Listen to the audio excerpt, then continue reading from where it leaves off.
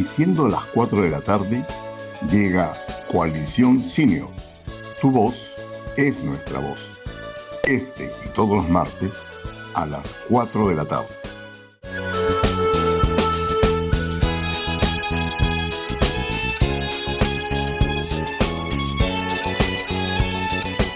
Hola, ¿qué tal amigos? Les saluda Oscar Bravo y les invito a quedarse con nosotros.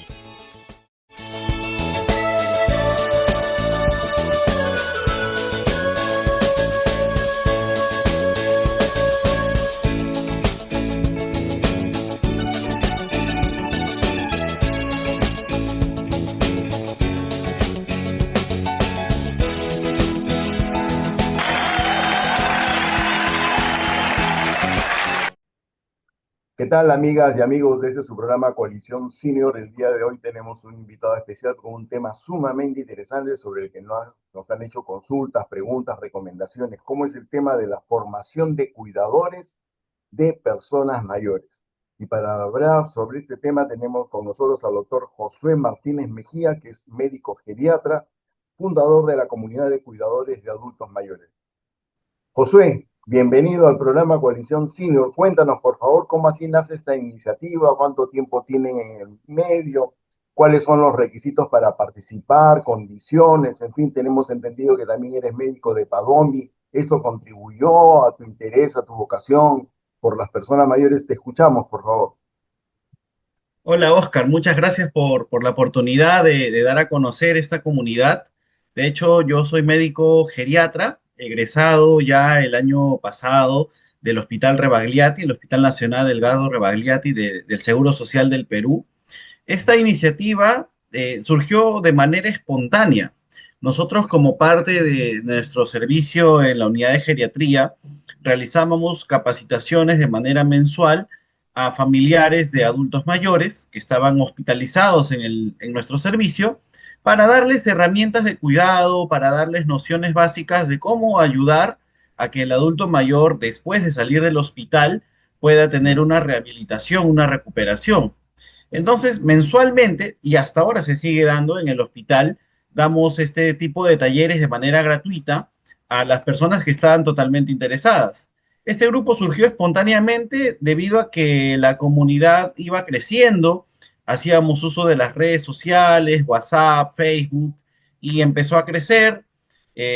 Había muchas personas que nos pedían que lo hagamos de manera virtual, ¿no? Para poder llegar a los que quizás no están en Lima. Fue así que también lo empezamos a transmitir de manera virtual y poder llegar a más personas. De hecho, hemos podido llegar a varios puntos del país y actualmente también de algunos lugares del mundo que han estado interesadas en esta propuesta. Y de hecho, hasta ahora se ha mantenido, el grupo en el Hospital Rebagliati sigue trabajando y esta comunidad que actualmente lidero sigue vigente también, ¿no? De manera espontánea fue creciendo hasta que decidimos organizarnos un poco más. Qué bueno, ¿hay alguna forma de contactar con ustedes? ¿Tienen una página web, un correo, un número en particular, un Facebook, en fin? Claro, en Facebook nos pueden encontrar como Comunidad de Cuidadores de Adultos Mayores. También tenemos una página en YouTube donde subimos los videos de nuestras reuniones. De hecho, hay bastantes videos interesantes sobre nutrición, curación de heridas, lesiones por presión. De Ujú. acuerdo al calendario de salud, tenemos videos en YouTube y en Facebook también. Y un grupo de Todos WhatsApp. con, todos con el nombre de Comunidad de Cuidadores de Adultos Mayores. Así es. ¿Sí? Entonces, atentas, amigas y amigos de este su programa Coalición Senior, para contactar con la comunidad de cuidadores de adultos mayores, basta ingresar a Facebook o a YouTube a la comunidad de cuidadores de adultos mayores y tendrán la posibilidad, según nos acaba de decir, la buena noticia, Josué, el doctor médico geriatra, fundador de esta iniciativa, de manera gratuita a información. Seguramente no todo es gratis y esto nos lo va a ir contando el doctor. Cuéntanos, nos dice que desarrollan diversos temas. ¿Hay algún tipo de contacto con alguna institución del Estado, alguna empresa privada que los financie, que los apoye en esta causa que están ustedes desarrollando? No, la verdad que no, lo hacemos de manera abierta. De hecho, sí, o sea, siempre van a estar abiertas las puertas a alguna organización o institución que quiera brindarse o sumar apoyo. Hemos contactado a varios profesionales también que han apoyado con algunos temas y bueno, actualmente lo estamos haciendo así. No estamos directamente relacionados con alguna entidad del Estado, pero igual, ¿no? O sea, de hecho, esto es una necesidad y la idea es crear una red de gente que quiera sumarse a esta iniciativa y poder aportar también. Qué bueno, qué felicitaciones desde ya por esta iniciativa, porque realmente, como tú muy bien señalas, esta es una necesidad sumamente sentida por los familiares, amigos y por las propias personas mayores cuando tienen algún nivel de limitación, que requieren algún tipo de ayuda para desenvolverse libremente en la casa, en el trabajo, en fin. Y hay algún tipo de formación, nosotros distinguimos entre cuidar y acompañar. Hacen ustedes algo, digamos, como preparación, ¿no? Porque a veces en la familia, en el hogar, todos son autovalentes, o sea, cada quien, las personas mayores y los no tanto, se desenvuelven de lo más bien. Sin embargo, hay como reclamos o quejas de los parientes más jóvenes, los hijos o nietos que comparten, digamos, la vivienda, acerca de lo que pasa es que tú eres muy lento, te olvidas, repites las cosas. ¿Hay alguna preparación, digamos, como para evitar estas situaciones de tensión intergeneracional que se puede dar o que se da en la familia? Claro, y lo que tú has mencionado es muy importante.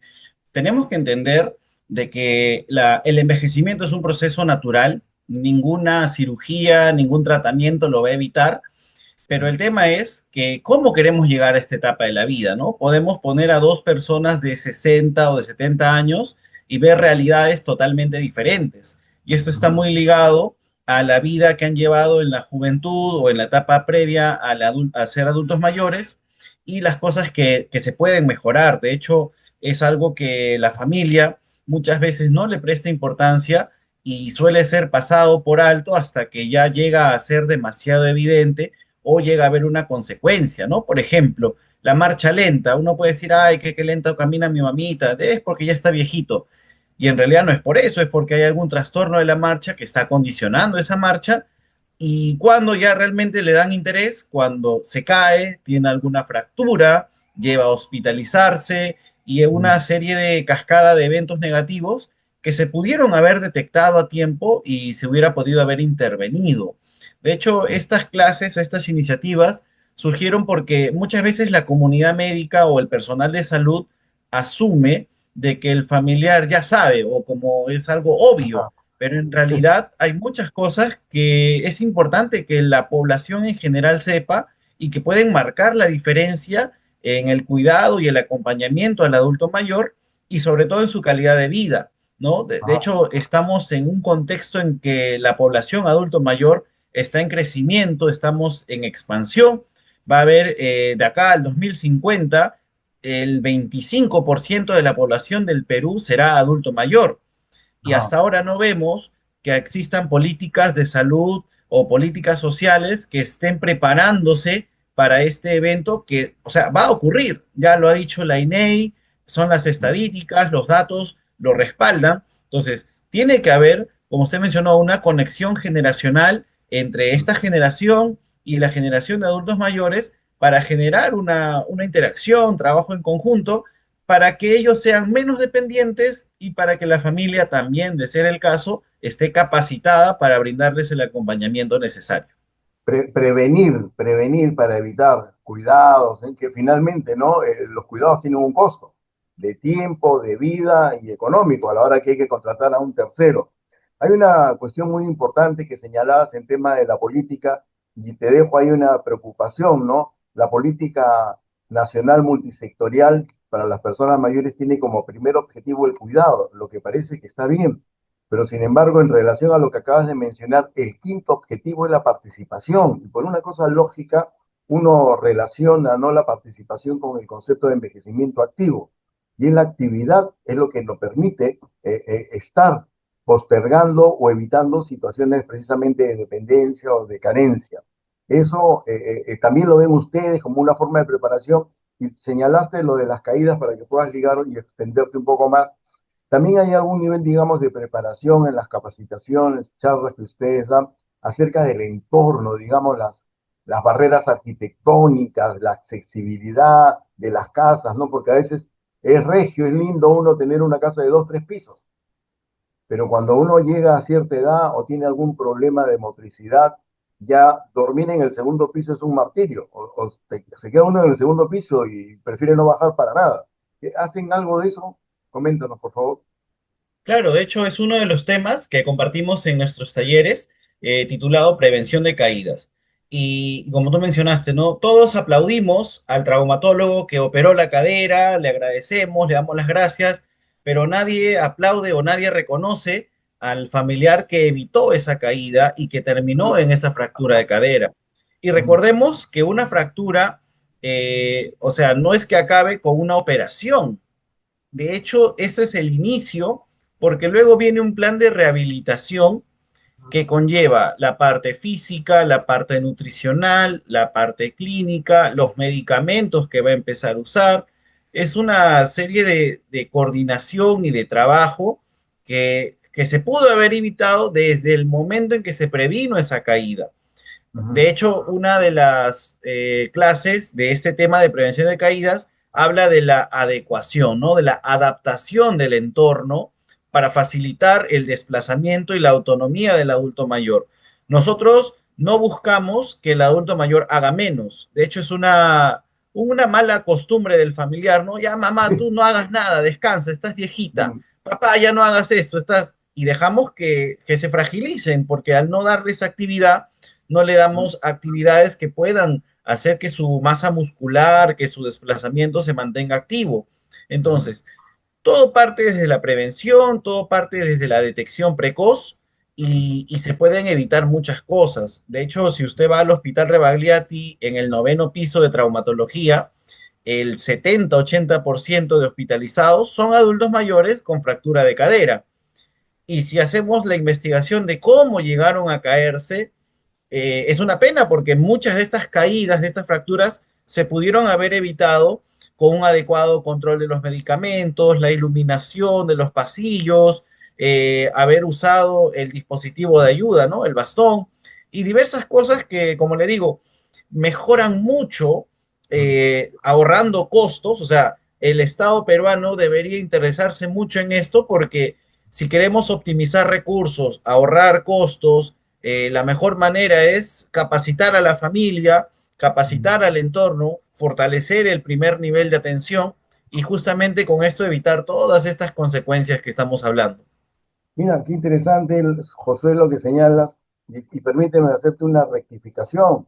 En la conversación previa que habíamos tenido, miren, José y yo recién hoy día conversamos por primera vez y habíamos quedado en tratarnos como amigos. Así que le vamos a hacer una confesión. Recién hoy, primera vez que conversamos, y José mantiene su tono académico y de doctor y me trata de usted. Entonces, queremos explicar desde que aquí tratamos de que la cosa sea así, más familiar, para Ya, podernos manejar de mejor manera, es más sencillo, ¿no? Escuchar una conversación de amigos que tomar unos tonos académicos que a veces dan demasiada distancia. Por favor, José, no olvidemos listo. esa posibilidad. Gracias, Oscar. Qué bien lo que señalas, ¿no? Porque además en estos momentos hay una fuerte campaña de la Organización Mundial de la Salud en la lucha contra el edadismo. Esto es la discriminación por edad. Y escuchamos, ¿no?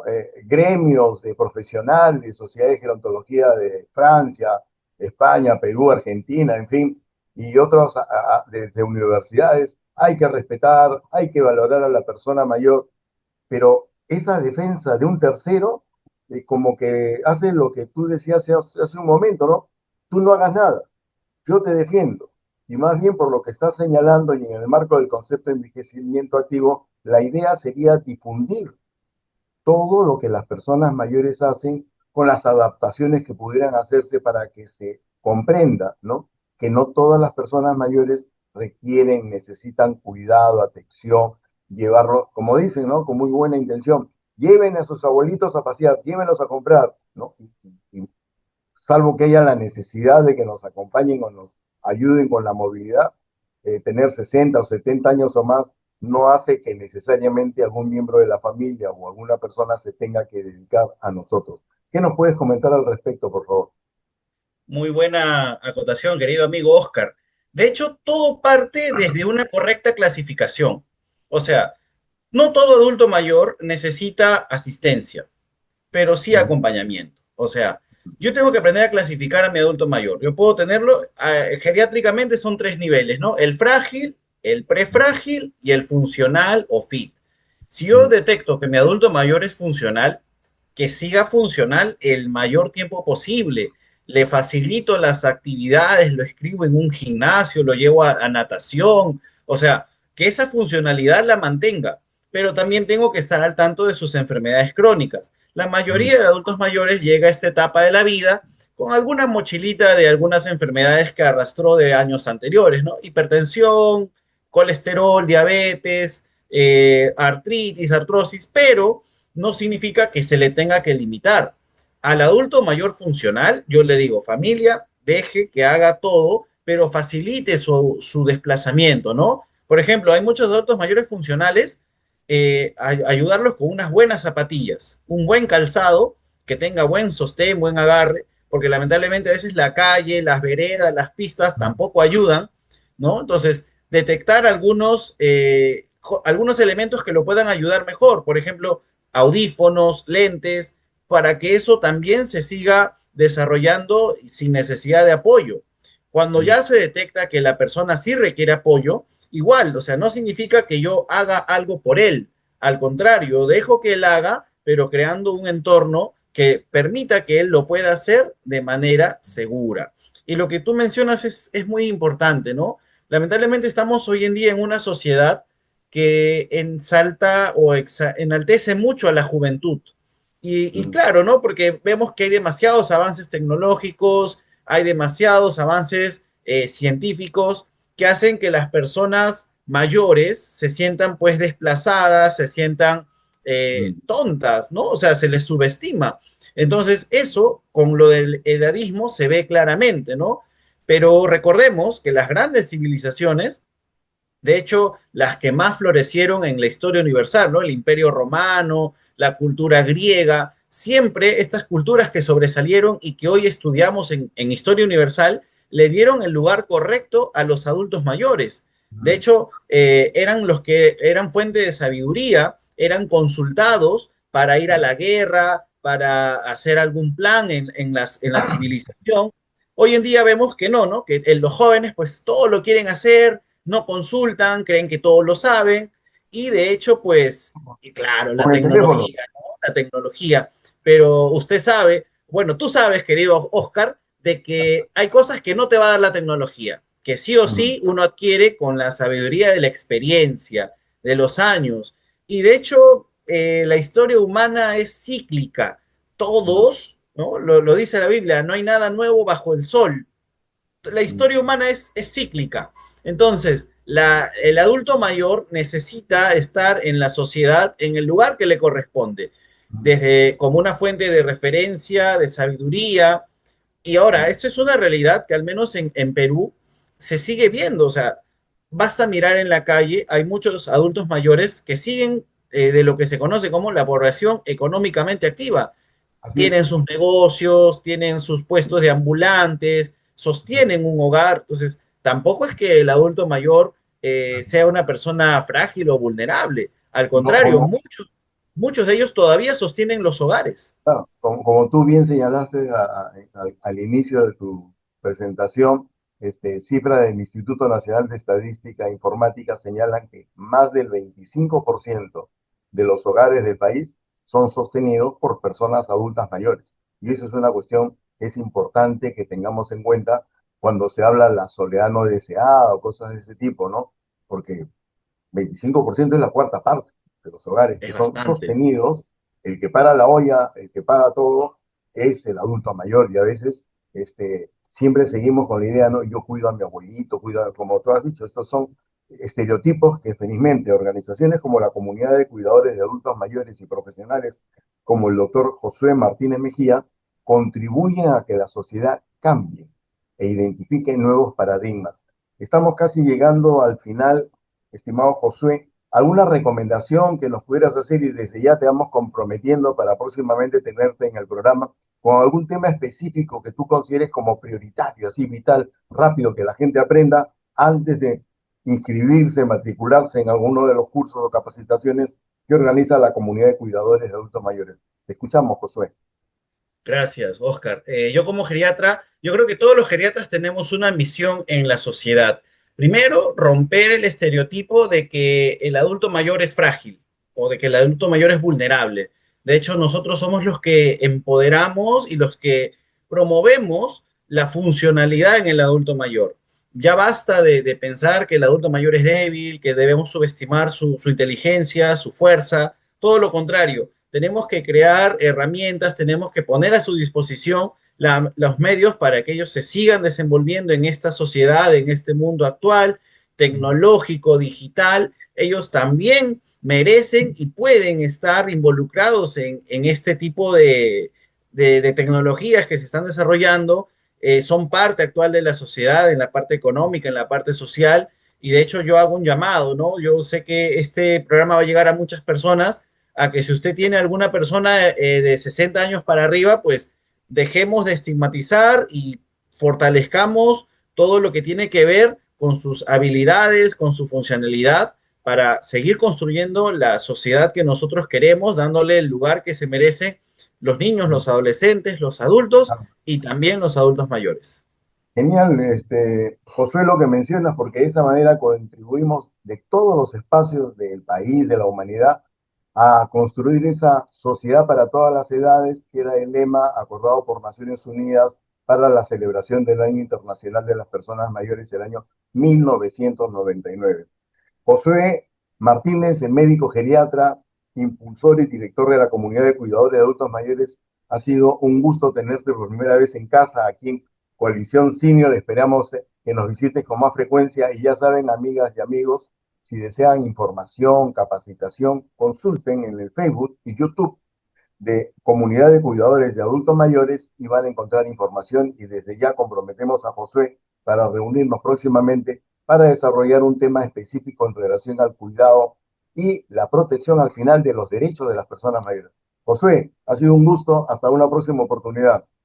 Gracias, amigo Oscar, por la invitación, gracias por difundir esta iniciativa. Y bueno, queridos amigos, estamos en contacto. Yo sé que no va a ser la primera y última vez, así que vamos preparándonos para seguir fortaleciendo a esta etapa tan bonita de la vida como es la etapa de adulto mayor. Muchas gracias. Gracias, hasta pronto.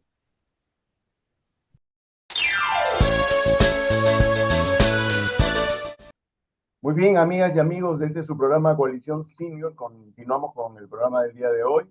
Eh, Vamos a tener como invitado al doctor Marco Tulio Gutiérrez, abogado, experto en derecho vecinal, con quien vamos a conversar acerca del próximo proceso electoral, de elecciones 2026.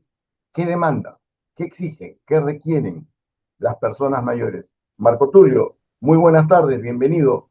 Dada tu experiencia y la constante revisión y contacto que tienes con las organizaciones de personas mayores, ¿qué nos puedes referir acerca de las demandas, lo que la población de 60 y más años está necesitando, queriendo, deseando encontrar en los planes, programas de los candidatos para este próximo proceso electoral? ¿O qué les Bueno, pedirían en todo caso? de lo que se trata es de hacer realidad lo que son los derechos garantizados en la Constitución y que han sido desarrollados a través de la ley de, de la persona adulta mayor y su reglamento, en la cual está prácticamente cubierto el universo de necesidades de las personas adultas mayores, ¿no? Obviamente que los derechos de las personas adultas mayores se enmarcan dentro del sistema de derechos generales de la persona, ¿no? Pero hay algunos derechos que necesitan una suerte de tratamiento especial, lo que la Constitución le llama un ejercicio estatal reforzado, por cuanto la aplicación de esos servicios demanda pues un cierto criterio de singularidad, de especialización que demanda un tratamiento especial, como por ejemplo, todos tenemos derecho a ser atendidos para un trámite en una entidad pública. Obviamente ese derecho va de todo aquel que va a hacer el trámite, no interesando la edad. Pero lógicamente, en el caso de las personas adultas mayores, la situación cambia en la medida en que por su naturaleza, necesita la persona adulta mayor una suerte de facilidad de acceso, lo cual implica que la entidad debe contar con rampas y no solamente escaleras, que haya asientos preferentes y una señalización visible, que se respete el criterio de la cero tolerancia al maltrato y al edadismo, ¿no? El considerar que la persona mayor eh, tenga no un trato especial como realmente lo merece, ¿no?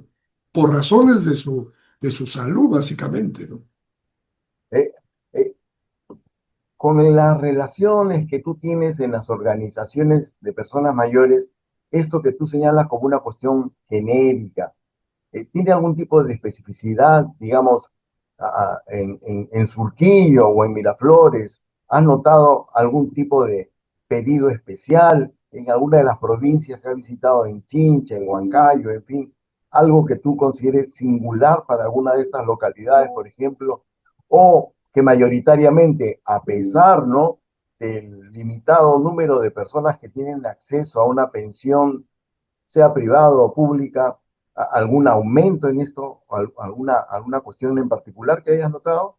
Mira, lo que se encuentra de diferencia, porque en verdad vamos a hablar que hay un generalizado cumplimiento de la ley de la persona adulta mayor en cuanto a su difusión. Pero una cosa es difundirla y otra cosa es llevarla a la práctica. Hay, lógicamente, áreas especiales en los buses, en las salas de atención al público, en las entidades estatales, pero falta algo. Por ejemplo, mira, cuando estamos hablando del bus, el bus tiene una zona señalizada para los adultos mayores, ¿no? En los buses del transporte formal, como son los del metropolitano y corredores complementarios, están, pues, los buses tienen los asientos pintados de color rojo, ¿no? Están ahí, pero lo que falta, por ejemplo, es la actitud proactiva del chofer, que cuando sube al bus una persona adulta mayor debería hacer mención, ¿no? Atención, asientos de adulto mayor libres, porque ¿qué pasa? Claro, el bus está lleno, no hay adulto mayor en ese momento requiriendo el servicio, tampoco vamos a pedir que nadie se siente, ¿no? Pero la cosa es de que deberían inmediatamente levantarse como resorte cuando sube una persona adulta mayor, más aún si tenemos en cuenta que estos asientos están siempre en la primera o segunda fila del acceso al bus, ¿no? Entonces es fácil que eso, por ejemplo, falta de que alguna norma establezca la obligación del anuncio, ¿no? O de las personas cuando van a hacer los trámites a las entidades estatales. Bueno, ahí es atiéndase como pueda, ¿no? Ni siquiera en los famosos MAC, estos de atención al ciudadano, que son multiservicios, en los cuales encuentras tú atención de todas las entidades públicas en un solo lugar, muy bonitos, muy buenos, muy buen mobiliario, pero no hay quien esté atendiendo a las personas conforme van entrando, ¿no? Adulto mayor, por acá, por favor. Adulto mayor, atención en esa cola. No hay, es. Entonces, el adulto mayor tiene que hacer ejercicio de su derecho, muchas veces generando fastidio a las demás personas, ¿no? Que seguramente no tendrán una emoción de lo que significa el servicio a alguien que puede ser su abuelo, puede ser su tío mayor, y que les fastidia porque personas mayores son adelantadas en la cola, ¿no? Ya, muy bien. Ese es un tema realmente recurrente, cotidiano, que debe responder más que a una política pública, digamos, como tú muy bien señalas, a un nivel de conciencia, de sensibilidad entre ciudadanos, entre personas de diferentes edades, ¿no? Y aquí sí vale la pena señalar que en algunos casos, algunas señoritas, algunas damas, ¿no? Señalan estar embarazadas porque son jóvenes y están durmiendo. Y esto no siempre se nota que sea cierto, pero como te digo, estos son temas individuales, de una cultura general, si se quiere. Pero ¿Qué podríamos concretar, digamos, como los grandes pedidos, las grandes aspiraciones de las personas mayores a estas nuevas propuestas electorales? ¿Qué esperamos, qué podríamos desear que planteen los candidatos? ¿Pensiones más Bueno, altas, pensiones para todos? No sé, un no, yo poquito creo no sé tú. que, mira, la legislación es frondosa, Oscar. O sea, no estamos hablando de que estamos descubriendo la pólvora.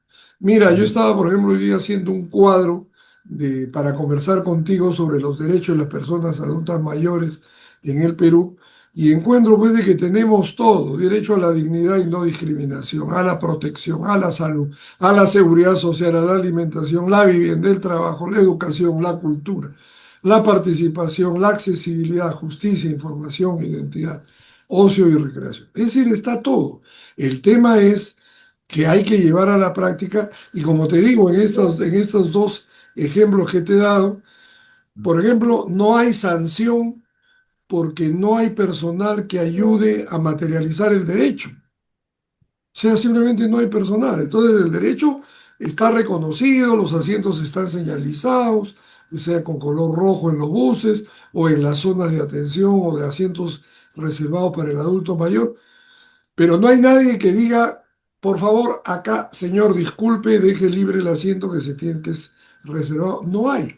Pero te digo, al final el adulto mayor tiene que hacer valer su derecho, sea a través de la demanda directa, cosa que a los adultos mayores no nos gusta hacer porque sabemos que eso ocasiona problemas, o lo otro que es de que, bueno, tengas un tropiezo y que, bueno, porque te estás cayendo, alguien se levante y te dé el asiento, ¿no? Ujú. Lo cual tiene más que ver con compasión que con el respeto a lo que establece una norma. Entonces, ahí falta, o sea, sancionar, establecer sanción, así como por ejemplo se ha establecido sanción a aquellos lugares que tienen estacionamiento reservado para vehículos de personas con discapacidad o personas adultas mayores. Mira, cuando no se sancionaba, era una burla esto, ¿no? Ahora que hay una sanción, lógicamente la persona sabe de que tiene que dejar. Hay que recordar una cosa, mira, la Constitución establece un principio de igualdad en el ejercicio de los derechos y en el respeto a ese ejercicio, pero también establece un principio de protección reforzada, es lo que le llama la doctrina, a personas en situación de vulnerabilidad, incorporando dentro de este concepto a dos grupos de personas. El grupo de las personas con discapacidad al margen de la edad que tengan, al margen. Eso no tiene nada que ver con edades. Y las personas adultas mayores que sí tiene que ver con aquellas de 60 o más. Entonces, como te digo, lo que tenemos que hacer es el tema de los servicios especiales para la persona mayor. Por ejemplo, el otro día conversamos en tu programa que ¿cuál es la función que cumple el colegio? El colegio cumple una función doble. La función educativa ayuda a la traslación de la información de los profesores a los alumnos, pero también hace las veces de guardería, de sala de cuidado. ¿Por qué? Porque los padres saben que los niños están ahí desde las 7:30 hasta las 12:30, los niños y los adolescentes hasta las 3:30. Y para los padres es una forma también de tener a los chicos en una situación de protección, teniendo en cuenta que los padres tienen que salir a trabajar, ¿no? Y no todos tienen la facilidad de contar con un abuelo o con una tía que ayude al cuidado de los niños. Y decíamos nosotros, por ejemplo, ¿qué se puede hacer? ¿Cómo me gustaría ver si algún candidato ha puesto esto? Aunque yo recuerdo alguna vez haberlo conversado en un evento en el que estaba el entonces alcalde de Lima, Rafael López Aliaga, en el cual hablábamos sobre dos temas, ollas comunes y el tema de la infraestructura, la brecha de infraestructura social, ¿no? Y entonces ahí recuerdo haber comentado que, por ejemplo, en el Perú no sobran trabajadores, lo que falta es ocupación para darle servicio. ¿no? Es decir, necesitamos más trabajadores en los colegios, pero por supuesto que estén desde las 3 de la tarde hasta las 7 de la noche, ayudándoles a que quien quiera dejar a su hijo hasta las 7 de la noche para ir a recogerlo, pueda quedarse ahí. Y si queremos dar un mejor servicio, que de esas personas, no estoy hablando de voluntarios, porque siempre hemos dicho, el voluntario no está para resolverle el problema de la insuficiencia al Estado, está para hacer otro tipo de labores. Podríamos invitar a quienes les guste enseñar a cantar, enseñar a bailar, enseñar a declamar, a hacer oratoria, ¿no? A tocar música, es otra cosa, pero nos falta gente. En el Estado falta gente. Lo que pasa es que está mal distribuida. Tenemos demasiada gente metida en oficinas cuando se supone que el incremento de la tecnología hace de que debiéramos tener menos empleados en las oficinas y más trabajadores prestando servicios directamente. ¿Te das cuenta? O sea, Sí, es un sí, sí. problema de racionalización. Y lo Hay, mismo hay pasa con una los cuestión, mayores. hay una cuestión que de todas maneras estaba revisando algunas anotaciones. Hay una cuestión. El Proyecto Educativo Nacional 2021-2036 señala como primer objetivo la empleabilidad. Pero observamos que este documento, que significó una propuesta de trabajo de un año prácticamente, consultas y multisectoriales, de participación ciudadana, fue una cosa bien interesante, pero al final no tiene una línea sobre educación previsional ni una línea sobre educación financiera o educación empresarial. ¿Tú consideras que para la población adulta mayor sería importante, digamos, que los candidatos pudieran considerar este tipo de temas, ¿no? Dentro de sus proyectos, dentro de sus planes, dentro de sus propuestas? Y por otro lado, ¿no? Sobre todo reconocer, hablabas hace un momento de los puestos de trabajo, que en el Perú más del 72% de la actividad laboral es informal, por lo tanto, es esta gran masa de personas que en algún momento llegará a los 60, 65, edad de jubilación, pero que no va a tener acceso a la jubilación porque ha estado en el ámbito informal. Y no es necesariamente porque le guste trabajar así, sino porque no ha tenido oportunidades de poder desempeñarse en el ámbito formal. ¿Qué nos comentas al respecto? Mira, a raíz de un caso que hubo de crítica a que se había establecido bueno, se dijo era para favorecer a los congresistas porque eran ellos los que habían dado la ley, que era de que podían disfrutar de la pensión además de un sueldo, ¿no? Esto empezó con el tema de la seguridad ciudadana. Obviamente, la gente que cuando la seguridad ciudadana se le encargó también participación a las municipalidades. Es decir, ¿quiénes se iban a hacer cargo? Educadores, no, tenían que ser gente especializada en orden interno. Y esa gente son los que han tenido formación policial y han trabajado en el mundo policial o militar. Entonces, se creó la excepcionalidad de que se podía tener una pensión y a la vez un trabajo remunerado. Luego se ha ido ampliando el criterio y luego apareció el tema de que los congresistas estaban cobrando el sueldo de congresistas además de la pensión.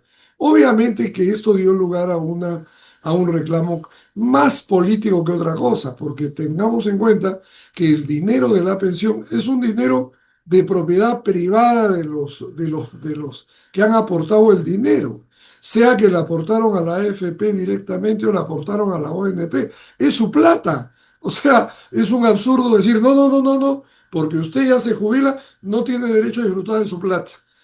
O sea, tiene que suspender la pensión, que era lo que había como criterio, hasta que el Tribunal Constitucional dijo que eso era un absurdo, ¿no? O sea, el que ha juntado su dinero a través de una AFP o ha aportado a una ONP tiene derecho a disfrutarlo, pues. Y si sigue trabajando, pues que trabaje, ¿no? Y si puede trabajar, que lo haga. Entonces, mira, yo pienso de que en realidad lo que alguna vez te comenté cuando señalábamos, que todavía me acuerdo que te causó mucha gracia, cuando te decía yo, si el 70 u 80% del país recibe una pensión 65, mira, lo justo sería que el 100% reciba pensión 65. Ya, punto, se acabó. O sea, adicional a tu pensión que tienes por haber aportado, que el Estado te dé un bono excepcional, porque tú, al igual que el informal, has contribuido al desarrollo del país. El dinero que el país tiene no viene porque alguien nos lo ha regalado, es por el trabajo tuyo, mío, de nuestros padres, de nuestros abuelos, de los más jóvenes. Todos contribuimos con nuestro trabajo a través del impuesto general a las rentas, el impuesto selectivo al consumo, el impuesto a la renta, a formar la masa de dinero del país. Por lo tanto, todos deberíamos tener beneficios. No sé si te acuerdas que una vez cuando estábamos en no sé qué reunión y tú hiciste una broma que todo que me sirvió a mí para desarrollar una exposición. Alguien dijo, me siento feliz de que por fin me he jubilado. Y tú dijiste, entonces bienvenido a la pobreza. Claro, y la verdad tenías razón.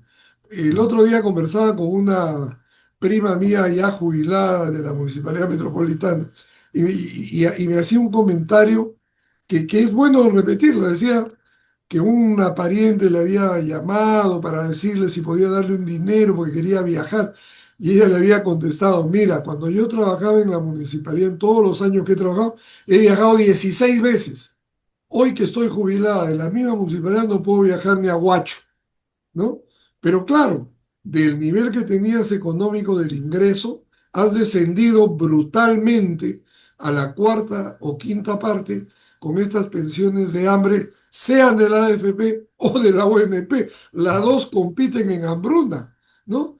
Entonces, eh, yo pienso de que en realidad eso es algo que tiene que resolverse. Es injusto condenar a la pobreza, porque en verdad es, como tú dijiste, bienvenido a la pobreza, ¿no? Claro, Marco Tulio, en ese entendimiento y en la búsqueda sobre todo, ¿no? De relaciones pacíficas, de mutuo entendimiento entre los diferentes, entre el Estado y la sociedad civil, entre el Estado y la ciudadanía, los trabajadores y los empleadores, tal vez este proyecto educativo que te mencionaba tendría que incluir, ¿no? Y la educación en general tendría que incluir la educación financiera y la educación empresarial, porque Claro, en este momento hay una corriente sobre la que hemos conversado también, que es el tema de la economía plateada, ¿no? Y los emprendedores plateados, pero es porque tienes 50 años y porque en la realidad vas a estar cerca de la jubilación y todos sabemos desde fuera que no te va a alcanzar para mucho y que por lo tanto tienes que hacer otra cosa y seguir haciendo una vez que te jubiles. El tema está que no es necesario ser tan duros en la franqueza, pero si comenzamos a preparar a los niños, ¿no? A los adolescentes desde la escuela, en la comunidad, para que la gente no solamente ahorre, sino que haga circular el dinero, que den, no sé si en las pequeñas cooperativas familiares, ¿no? Barriales o algo por el estilo, para que no haya esa sorpresa y ese trauma que es, me jubilé ¿y ahora qué hago? ¿No? Porque la propaganda esa de las playas caribeñas, ¿no? Los tragos, la pereza, eso es para un mínimo porcentaje, no es para todos. ¿Tú crees que esa podría ser una de las aspiraciones que los partidos políticos debieran considerar en sus próximas propuestas electorales? son dos cosas, Oscar. Mira, necesitamos que desde el colegio se brinde una educación realmente que haga honor a aquella frase tan manida de educación para la vida, ¿no? La vida es hablar y no nos enseñan oratoria. La vida es relacionarse con los demás y no nos enseñan a bailar. La vida es comunicarse con los demás y una forma de comunicarse es el arte, a través del canto, la escultura, la pintura, el dibujo. Pero eso no hay. Inclusive, mire, el otro día, a raíz de algunos problemas que estaba teniendo de salud, me estaba dando cuenta que es curioso, porque yo decía en mi casa, he tenido que llegar a los 75 años para entender que el pollo, el pavo y el pescado son los alimentos ideales para el consumo de proteína, junto con el huevo. O sea, es decir, me he pasado toda la vida sin tener conocimiento directo de eso porque en el colegio no me lo enseñaron. ¿Te das cuenta? O sea, en el colegio no nos enseñan tampoco a alimentarnos bien. ¿no? La propaganda contra el exceso de gaseosas es por la propaganda que viene a través de las redes, a través de la publicidad, pero no, no viene como una enseñanza del colegio. Solamente la mención, eso es malo, pero dile tú a un niño de 14 o de 8 qué cosa es malo y qué cosa es bueno. No tiene la más mínima noción de esas cosas. Ahora, cuando tú dices el tema de la promoción del emprendimiento, de emprendimientos, fíjate, yo recuerdo, tenemos nosotros una ley que permitía o permite que uno retire al momento que se va de la AFP el 95% de lo que tiene acumulado, ¿no?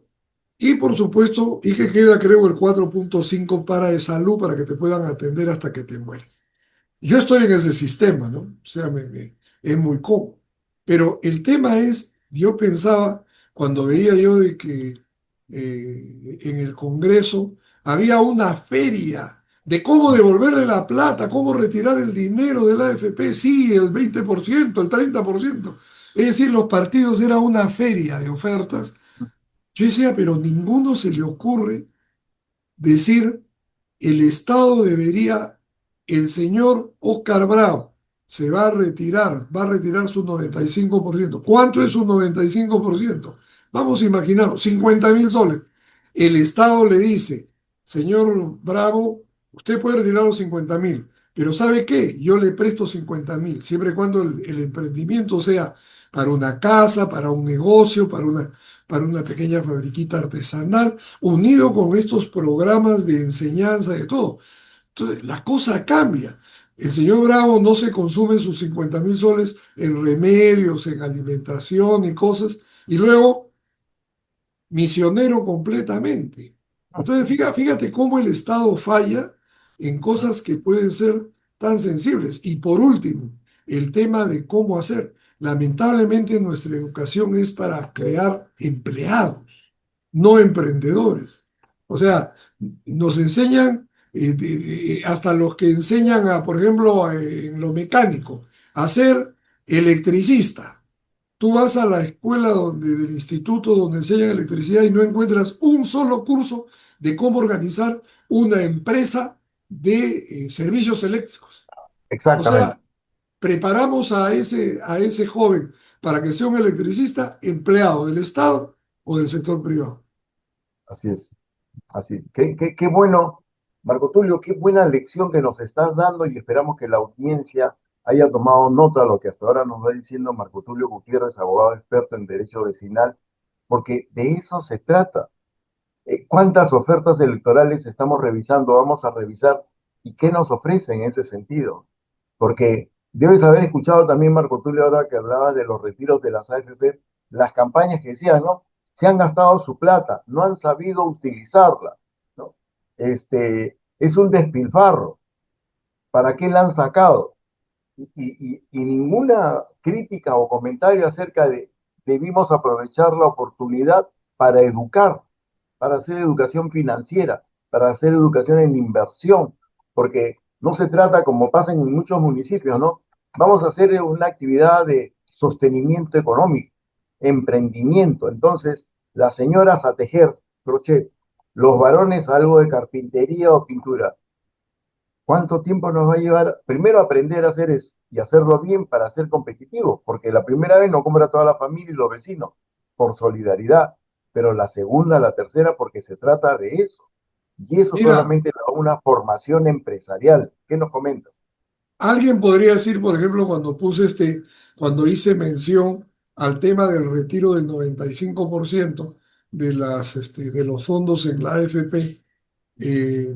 Claro, alguien diría, bueno, debería también la AFP de pronto asumir eso de decir, usted retira 50, yo le pongo 50, le presto porque no está regalando la plata, 50 el equivalente, o sea, lo mismo, 50.000, 50.000, y con eso haga esto.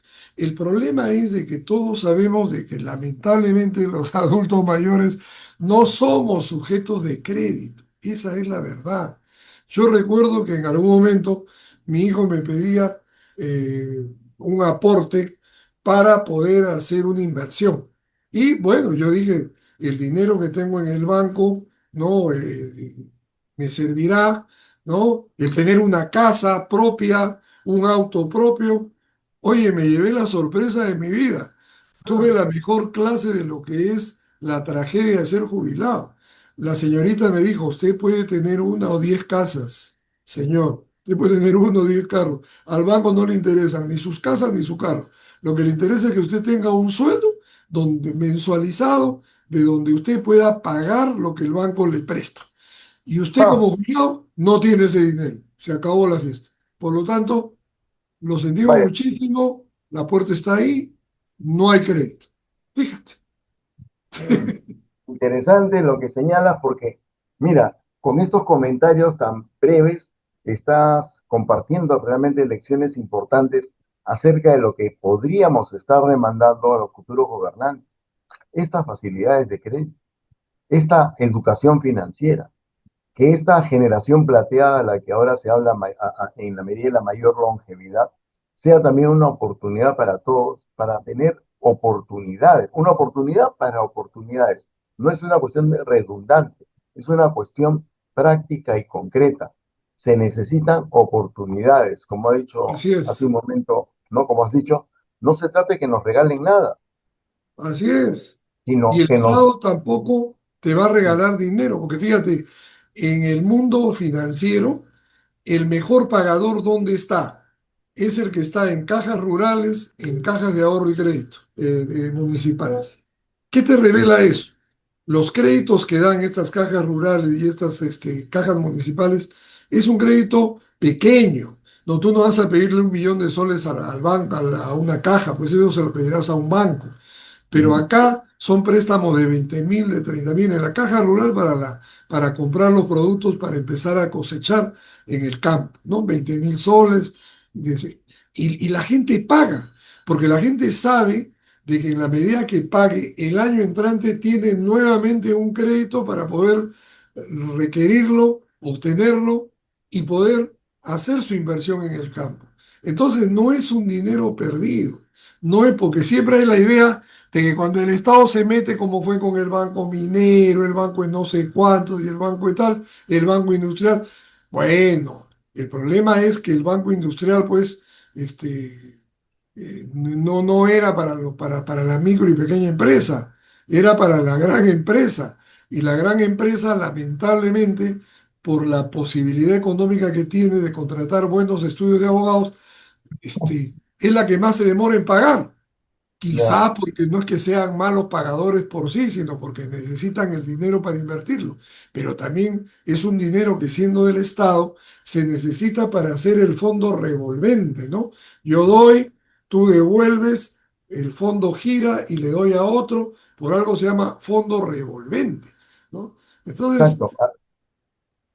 Con lo que sí, tú nos estás adelante, Jorge. señalando, entonces, la población adulta mayor estaría demandando educación financiera, oportunidades de crédito, Sí, oportunidades de negocio y aprender. Esa educación financiera nos permite abrir espacios de negocio. ¿No es así? Una pensión 65, este programa, ¿no? Que hay de ayuda, que pueda ser un poquito más grande y más extendido a la población. Incluso has comentado que podría ser toda la población y sería una cosa interesante de discutir, pero a la vez también un proceso de formalización. ¿Para qué?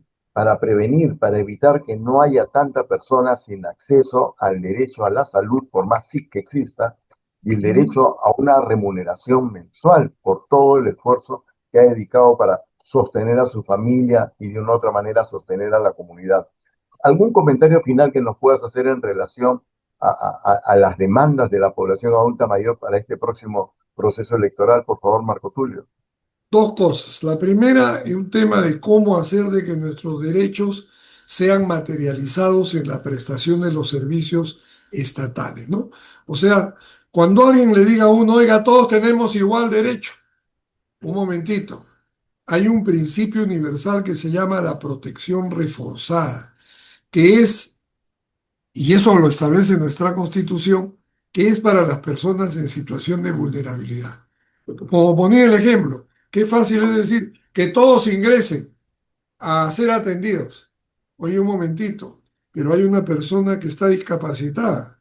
debemos hacerla que pase rápido. Hoy día me pasaba, por ejemplo, en el hospital, ¿no? O sea, fui para un examen de laboratorio y una señora en evidente, avanzado estado de embarazo se acercó al inicio de la cola, ¿no? Y no faltaron algunos que dijeron, a la cola, ¿no? ¿Cuál fue la actitud del vigilante que estaba ahí?